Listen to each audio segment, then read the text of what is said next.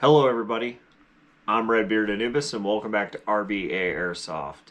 Today we're doing the tabletop review of the Umarex Elite Force MP5 Competition package, which includes the A4 stock as well as the retractable A5 stock. Let's get into it.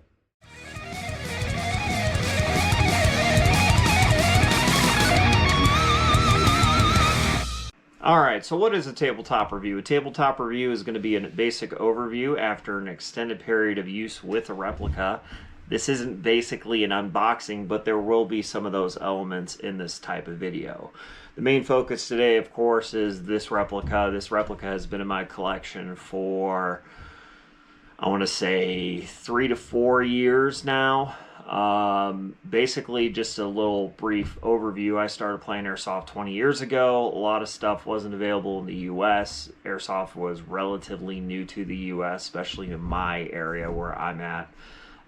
Most games were hosted on big outdoor fields that your friends had or anything like that. We didn't really have a place to go to play in a sanctioned game, if you want to call it that, like there is today. I'm happy to see the sport has spread. It's kind of before the time that it really caught on here in the United States. It was starting. And I started with a Crosman Pulse R74, which is their version of the MP5. It's a Tokyo Marui copy. It's basically mostly all pot metal. Came with a big 500 round high cap magazine, a double stacked high cap magazine, and it had a retractable A5 style stock, which was nice. And yeah, we just basically played in fields, and that's how it went. So fast forward 5 years ago, give or take, I wanted to get back into the sport, and I love the MP5 platform. That's what I started with. I always enjoyed the MP5 due to movies or video games. So I went and bought a Jingong MP5A4.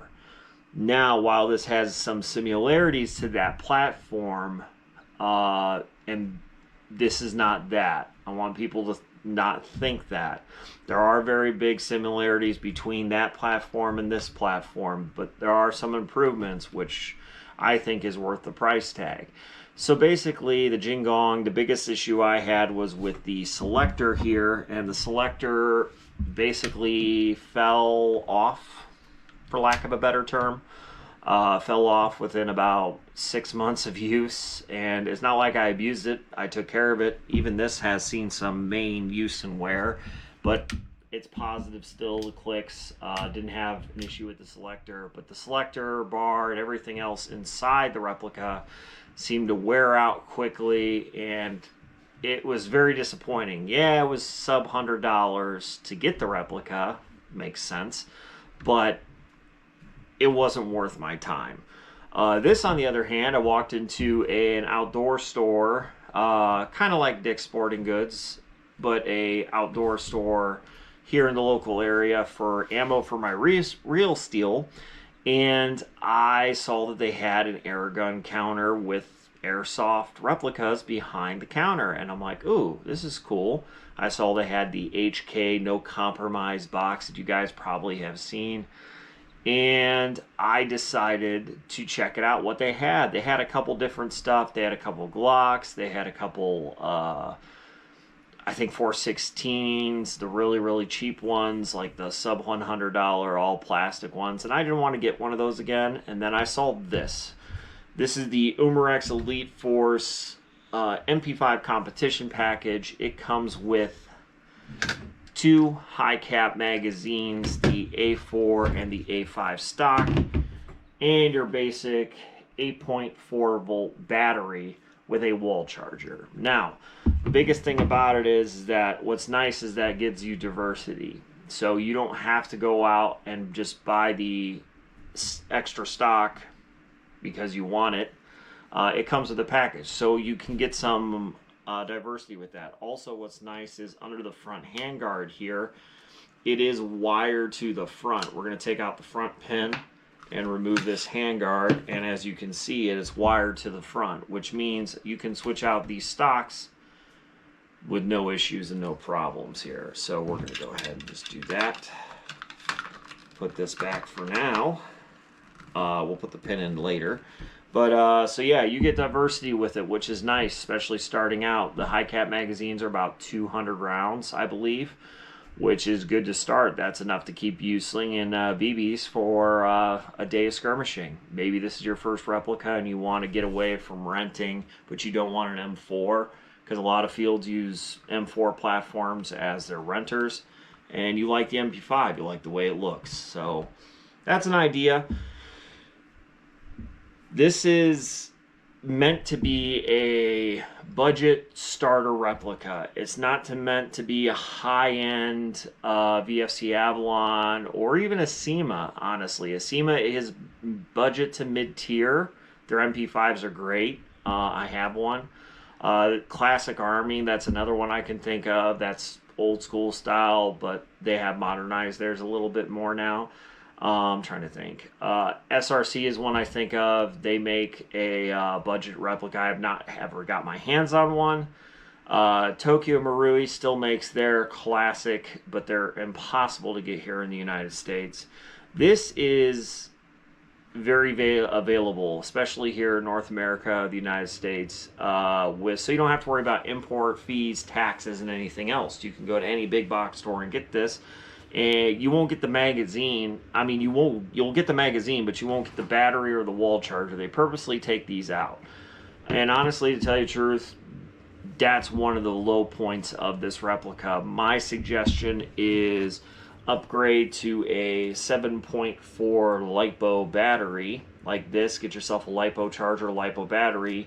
If you don't want to do that, you can do a nickel metal hydride battery like this. Just make sure you get a smart charger for it. Don't do a basic wall charger. Smart chargers know when to turn off your battery so you don't overcharge or kill your battery or create other problems like fire. This gun is very plasticky.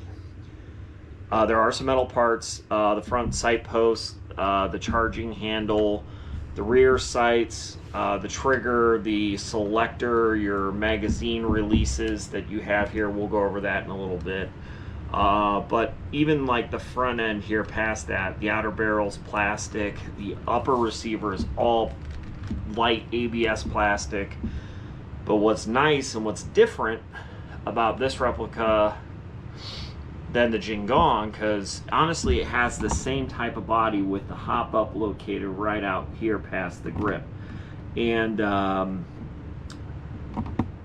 it looks like a Jingong. It honestly does. But what's majorly different that I've noticed is that the lower trigger pack here, where your selector is, it's a lot nicer. Honestly, I think this, I couldn't find an OEM or original equipment manufacturer no matter how hard I tried, because Umarex Elite Force has a license for stuff, but they don't necessarily make stuff in-house. So I was trying to find out who made this. Who made this replica? Besides putting on a trademark, which isn't even in the right place, mind you, for a real MP5. I've never seen a real MP5 with that trade there. It's nice to have, it's cool, it looks cool, but other than that, it's not real. There's nothing here on the top of the receiver because it's plastic. But with that said, the lower receiver feels like a SEMA. The stock, full stock, and even the retractable stock is like a copy of a SEMA. This is the J-type collapsible stock. It's really, really nice. You have multiple positions here. Can fully extend. Maybe you're a smaller, shorter player, and that's all you need for stock. Not too bad. Iron sights are not bad on this gun. They're very easy to use. Same with anything. You got 4 positions up here for the diopter, which is standard for an MP5. They work well. I usually just leave it on the open sight because I normally attach a rail section, which you can get SEMA makes them. They fit these replicas perfectly fine.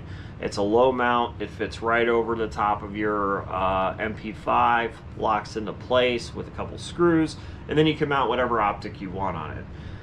One downside about this, and why I talk about this being a beginner replica, is under this orange tip there are no 14mm threads to attach tracers or anything else, which can be an issue, can find lacking. A lot of people love their tracer units, which, hey, I understand.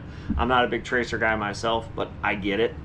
And this does have a tri-lug adapter, so if you can find a tri-lug adapter suppressor for your tracer unit, you can put this on. But what this is meant to do is to get those beginners into the game who like the MP5. That's what this is for. This isn't for the people that are going to mod everything they see, because it's not worth it on this gun, in my opinion.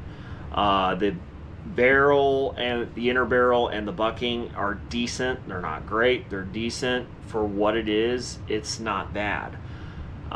It works. It's accurate. Hop up does stay locked in place. Hops 20.25 gram BBs perfectly fine. At about 285 feet per second. 20s, you're looking very consistently between 345 and 350. So this is right under field limits for most indoor CQB arenas. And that's what this is geared towards. This is based off the MP5 submachine gun, and honestly, that's what it's used for. It's nice, it's tight, it's compact, it works in close areas. Even with retractable stock, I mean, this thing gets even shorter down to here. So with that said, what do I think about it? If you take care of the replica, it'll work for you. If you get a better battery and a better charger, it'll work for you. These will accept SEMA mid-cap magazines and run perfectly fine, which is what I normally use with them. They're about 120 rounds, no winding. It's great. Haven't had an issue with it at medium to short close range. This is very effective. I've been able to hit targets, not a problem, especially putting a rail with a red dot sight for quicker target acquisition, which is great. Love it. One thing to note, and I know people are going to ask, is this HK slappable? No, it is not that type of replica. The only one, I mean, the Avalon's maybe. I don't want to risk it on that one, but the only one I've seen that is actually slappable MP5 wise would be the WeTech Apache, which is their MP5 gas blowback, or even the VFC gas blowback, which is a very nice replica. I've shot that before. So on that note, let me know what you guys think. This is a basic overview, nothing too crazy about it. Performance is decent out of the box. If you want to perform upgrades with it, maybe a better hop-up bucking, maybe a better inner barrel, maybe, but that's not what this is meant for. This is meant to be a cheap plug-and-play, just go have fun for a weekend at an airsoft place. It's light, it's handy, it works. There's nothing too fancy with it. Trigger is not bad too. We're going to actually plug in the 7.4 LiPo now, and we are going to show you guys that. So on semi-auto, positive click on the reset.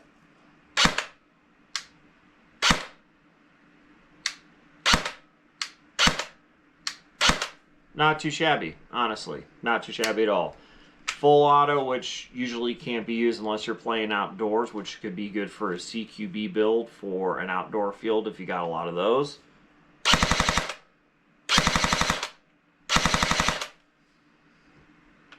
It's okay. It's not great on full auto. That's not really what this meant's for. I mean, it is fun, but single shot's perfectly fine. No issues, no problems. LiPo battery is pretty good. 7.4. I would not go over 7.4 on the LiPos, even if you can fit a bigger battery in there. I know they do make bigger 7.4 lipos like this little brick. This little brick works well for my AEGs. So on that note, everybody, let me know what you think in the comment section below. We're going to do more tabletop dives with different replicas. We're going to look at different replicas, and we're going to continue from there. I hope you guys did enjoy it. Thank you very much for tuning in. If you like this content, please share with your friends. Also, hit that like button, and if you haven't already, hit that subscribe. We'll see you on the next video. Make sure you take care of yourselves and have a wonderful, wonderful evening. Take care.